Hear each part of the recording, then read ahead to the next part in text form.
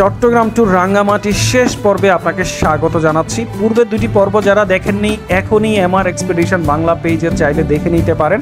তো চলুন শুরু করা যাক। আমরা এই মুহূর্তে রয়েছি বাংলাদেশের পর্যটন শিল্পের বিখ্যাত একটি স্থান রাঙ্গামাটি ঝুলন্ত সেতুর ঠিক নিচেই।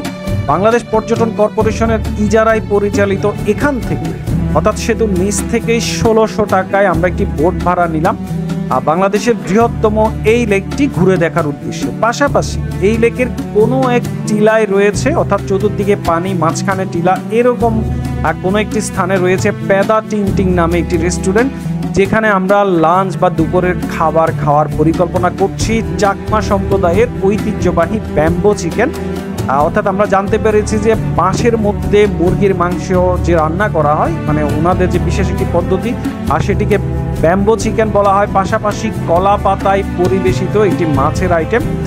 আর আমাদের যে বোট, এই বোটের চালক একেবারেই টিনেজার, ওর নাম হলো মান্নান। তো চলুন এক নজরে দেশের বৃহত্তম এই লেকটি আমরা একবার আপনাদেরকে দেখানোর চেষ্টা করি।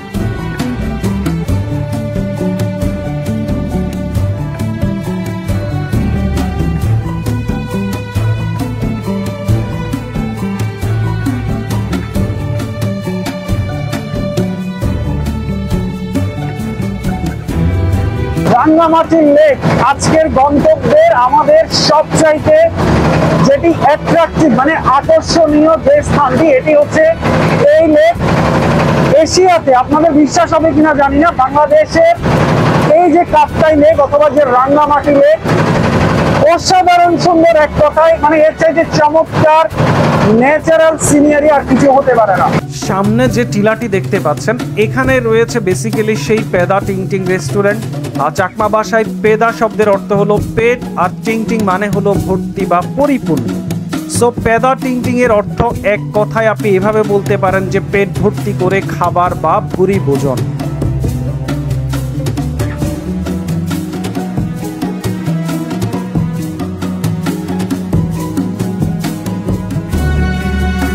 Restaurant in wildness Peda Tingting. So এটা হচ্ছে একটু চারপাশের দৃশ্যটা একটু দেখান তো।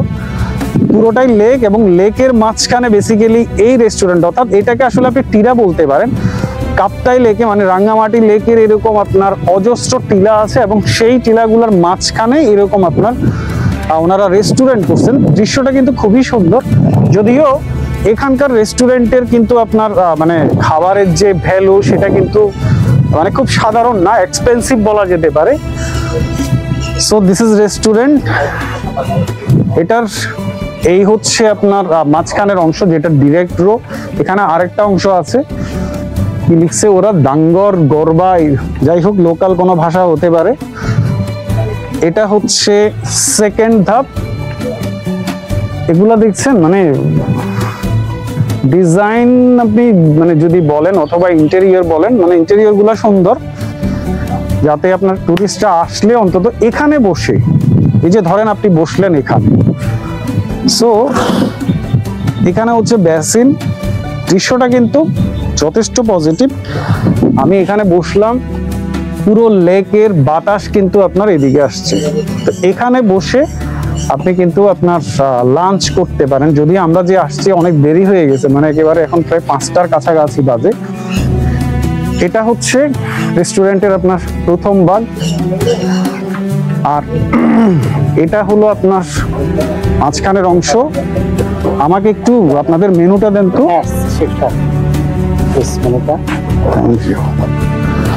এখানে মেনু আপনার যেটা দেখা যাচ্ছে, মানে আপনি এটাকে নর্মাল প্রাইস বলতে পারেন না, মানে এক্সপেন্সিভ বলা যেতে পারে। সো এখানে আপনার ওনাদের স্পেশাল কিছু আইটেমের কথা ওনারা বলছিলেন, যেটা বাঁশের মধ্যে, মানে আমাদের যে উপজাতীয় যারা ওনাদের যে ট্রেডিশনালি যে আপনার খাবারগুলো ওনারা আপনার মানে পাক করেন, সেই খাবারের আপনার অর্থাৎ বাঁশের, এই যে আমরা দেখলাম যে বাঁশের কিছু ইন্টেরিয়র, সেই ইন্টেরিয়রের মধ্যে ওনারা আপনার মানে চিকেন, তারপরে হচ্ছে ফিশ, এই জাতীয় আইটেমগুলো আপনার তৈরি করে। আমরা সেটা ওনাদের রান্না, মানে আমরা কিছু খাবারের অর্ডার দিচ্ছি, সো সেটা রান্না হয়ে গেলে আমরা দেখাবো।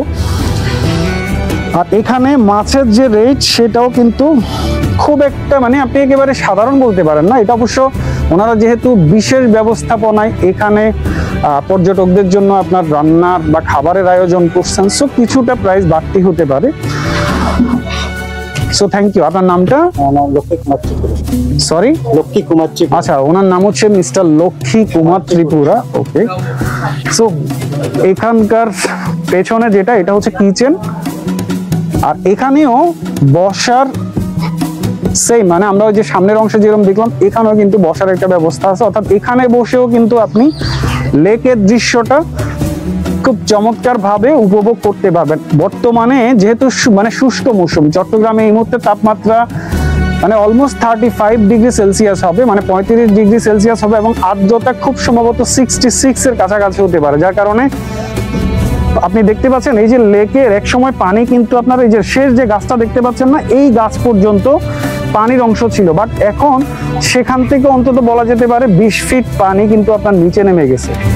কোথাও কোথাও আমরা যখন লেক দিয়ে আসছিলাম তখন কিন্তু কোথাও কোথাও আপনার মানে যেটাকে চর বলে না, মানে চরের মতো আপনার পানি আপনার কমে গিয়ে নতুন করে চর জাগতেছে এরকম। সো দেখা যাক ওনাদের খাবার যেটা, সেটা ওনারা আপনার রান্না করার পরে আমরা খাবারের দৃশ্যটা দেখানোর চেষ্টা করব আপনাদেরকে। বাঁশের মধ্যে যে আপনার চিকেনটা তৈরি করা হয় সেটা উনি রান্না করে নিয়ে আসছে, সো আমাদেরকে দেখানোর জন্য উনি আপনার আমাদের সামনে খুলছে এখন। ঢালেন।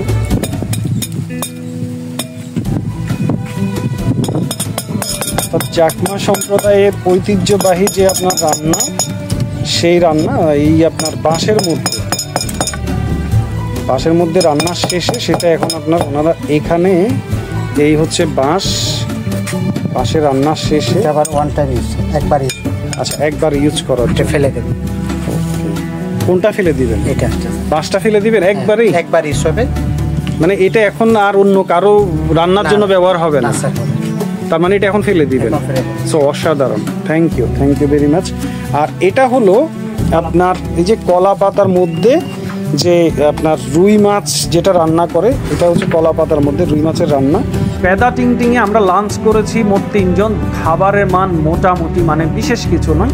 এখানে আমাদের বিল এসেছে সর্বমোট 1420 টাকা। পেদা টিংটিং থেকে দুপুরে খাবার শেষে আমরা যাচ্ছি পলওয়েল নামক একটি পার্কে। পার্কটি লেক সংলগ্নই।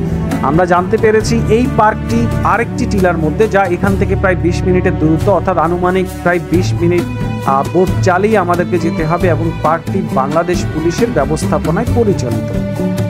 সূর্য এখন প্রায় ডুবুডুবু অবস্থা। আপনি যদি বিরহে থাকেন, মানে প্রেমের বিরহের কথা বলছি, তাহলে এই সময় লেক ভ্রমণ আপনার মধ্যে এক ধরনের শূন্যতা বা হাহাকার তৈরি করতে পারে।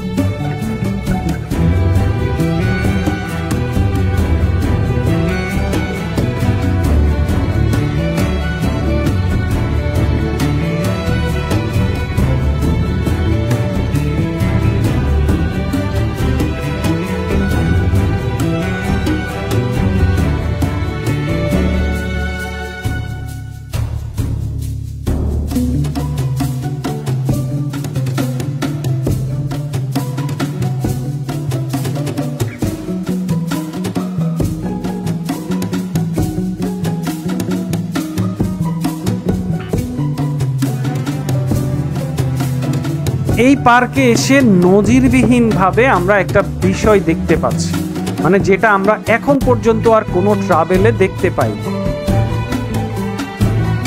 বাংলাদেশের ইতিহাসে এমন ঘটনা আপনি হয়তো আর কোনোদিন দেখতে পাননি, অথবা দেখার সম্ভাবনা সম্ভবত আর নাই। একটু ক্লোজ করেন তো ক্যামেরাটা। এখানে হাজার কিনা বলতে পারবো না, লক্ষ লক্ষ তালা হতে পারে হয়তোবা। কেন এই তালা ঝুলিয়েছেন, কারা ঝুলিয়েছেন, সেটির কিন্তু কোনো হদিস নাই। This is one kinds of love point, but এত তালা কেন? এই তালাগুলোর মধ্যে মানে এখানকার যারা স্থানীয় বা যারা আসেন এখানে, কাপল যারা ধরুন আপনার প্রেমিক প্রেমিকা হয়তো বিয়ে করতে পারছেন না, হয়তো এখনো বিয়ে করেননি, এরকম কোনো সম্ভাবনাটাকে, বা যারা হয়তো নতুন আপনার প্রেম করছেন, ভালোবাসা করছেন, এরকম যারা, তারা হয়তো প্রেমিক প্রেমিকা দুজনের নাম লিখে এখানে তালা ঝুলিয়ে রেখে তারা হয়তো চাবি নিয়ে চলে যান। তার মানে হচ্ছে এখানে প্রত্যেকটা রোতে অসংখ্য তালা এভাবে ঝুলছে। এখানকার যারা কর্তৃপক্ষ, মানে এই যে ফলওয়েল যে পার্ক, এই পার্কের কর্তৃপক্ষ কিন্তু এই তালা ঝুলাননি। তালা ঝুলিয়েছেন, অর্থাৎ আমার আপনার মতো যারা এখানে বেড়াতে আসেন তারাই কিন্তু এই তালা ঝুলাচ্ছেন। তো এই তালার রহস্য কি সেটা জানার জন্য এখানে ছোট্ট একটা বোর্ড দেয়া আছে। এখানে লেখা হচ্ছে আপনার আমেরিকা প্রবাসী জনাব আপনার আলাউদ্দিন এবং স্ত্রী আইরিন সুলতানা লিমাকে নিয়ে রাঙ্গামাটিতে বেড়াতে আসেন 2014 সনের 19 মার্চ। ওই দিন এখানে একটি ইঞ্জিন চালিত বোট দিয়ে কাপ্তাই হ্রদে আপনার নৌ ভ্রমণকালে নৌকাটি যখন ধুলে উঠে ওনার যে স্ত্রী লিমা ভয়ে পানিতে ঝাঁপ দেন এবং স্ত্রীকে বাঁচাতে মিস্টার আলাউদ্দিনও হ্রদের জলে আপনার লাফিয়ে পড়ে। ডুবুরিরা অনেক খোঁজাখুঁজির পরেও তাদেরকে খুঁজে পাননি। 3 দিন পর অর্থাৎ 22 মার্চ মানে 2014 সনের পরস্পরকে আলিঙ্গনরত অবস্থায় দুজনকে আপনার ডুবুরিরা মানে রেস্কিউ করতে পারেন, উদ্ধার করতে পারেন। এবং মানে রাঙ্গামাটির যে জনগণ ওনাদের মধ্যে এক ধরনের আলোড়ন তৈরি হয়েছিল এই কারণে যে মিস্টার আপনার আলাউদ্দিন এবং লিমা পরস্পরকে জড়িয়ে ধরা অবস্থায় ছিলেন, অর্থাৎ ওনাদেরকে যখন লাস্টটা আপনার মানে পানিতে যখন ভেসে উঠে তখনও কিন্তু একই রকম সিচুয়েশন ছিল। ফলে পার্বত্য চট্টগ্রামের যে উন্নয়ন বোর্ড সেটার পরিকল্পনায় এখানে এই যে আপনার যে লাভ পয়েন্ট বা যে আপনার ভালোবাসার যে একটা চিহ্ন সেটাই কিন্তু এখানে আপনার ওনারা এইভাবে স্থায়ীভাবে মানে একটা পার্মানেন্ট আপনার মানে সাইন হিসাবে বা সিম্বল হিসাবে কিন্তু এখানে আপনার ইনস্টল করেন। ফলে এটার প্রতি আগ্রহী হয়ে এখানকার যারা আপনার মানে যারা ভিজিটে আসেন, যারা ট্যুরিস্ট অথবা যারা আপনার প্রেমিক প্রেমিকা, যারা আপনার কাপল, সবাই কিন্তু তাদের যার যার মনোবাসনা পূর্ণ করার ইচ্ছা থেকে এখানে তালা ঝুলিয়ে থাকেন। তো আমরা বাংলাদেশের হয়তো টুকটাক অনেকে অনেক জায়গায় গেছি, বাট এই রকম এই জাতীয় ঘটনা আমরা হয়তো আর কোনোদিন এখন পর্যন্ত দেখতে পাইনি। তো যদি আপনারা কখনো রাঙ্গামাটিতে আসেন, লেকের মধ্যে দিস ইজ আপনার ফলোয়েল পার্ক, বাংলাদেশ পুলিশের ব্যবস্থাপনায় এই পার্কটি এখানে কন্টিনিউ হচ্ছে। তো চাইলে আপনারা এই স্থানটি ভিজিট করতে পারেন, অসাধারণ সুন্দর। একটা গানের মধ্যে বলা হয় যে সকল দেশের সেরা সেজে আমার জন্মভূমি। বাংলাদেশের সৌন্দর্য আসলে নির্দিষ্ট একটা গণ্ডির মধ্যে অর্থাৎ নির্দিষ্ট একটা জায়গায় গেলেন আপনি, তারপর সেই জায়গাটা সম্পর্কে আপনি হয়তো কোনো বিষয়ে এক্সপ্লেইন করলেন, আপনি আপনার অবজারভেশন তুলে ধরলেন, কিন্তু আসলে বাংলাদেশের সৌন্দর্য এক্সপ্লেইন করা সম্ভব না।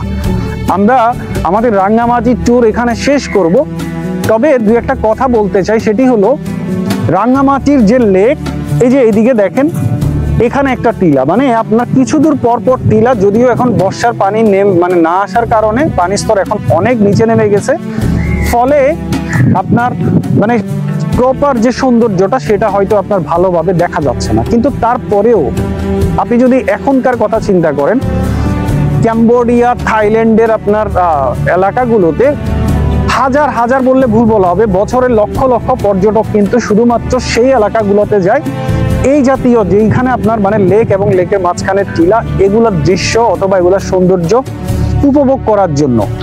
সো বাংলাদেশ আসলে সত্যিকার অর্থে অসাধারণ একটা জায়গা, যদি আমরা এটাকে যথাযথভাবে নিরাপত্তার সাথে সাথে আমরা যদি বাহিরে ইন্টারন্যাশনাল সেক্টরে আমরা যদি পর্যটকদেরকে আকৃষ্ট করতে পারি, শুধুমাত্র পর্যটন থেকে কিন্তু বাংলাদেশের অর্থনীতির চাকা অনেক জোরালোভাবে রান করতে পারে।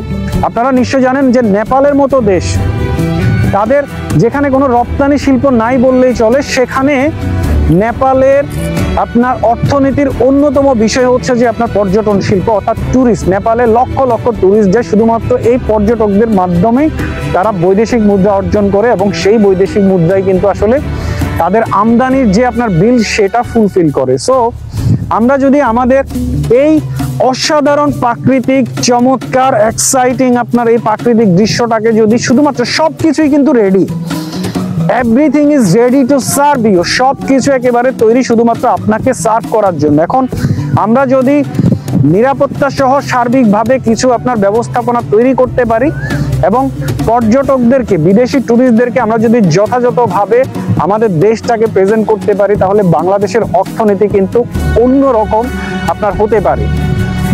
আর আরেকটা বিষয় বলি, জানি না আর্মিদের কারো আপনার এই আপনার ডকুমেন্টারিটি নজরে পড়বে কিনা। আমরা এখানে আসছি, আসার পথে আমরা কিন্তু কোনো আপনার মানে টহল দেখিনি, আর্মির টহল দেখিনি। বেশ কয়েকজন পর্যটক বলছিলেন মানে নিরাপত্তা নিয়ে তো ওনারা চিন্তা করছিলেন, কারণ যেহেতু পার্বত্য এলাকা।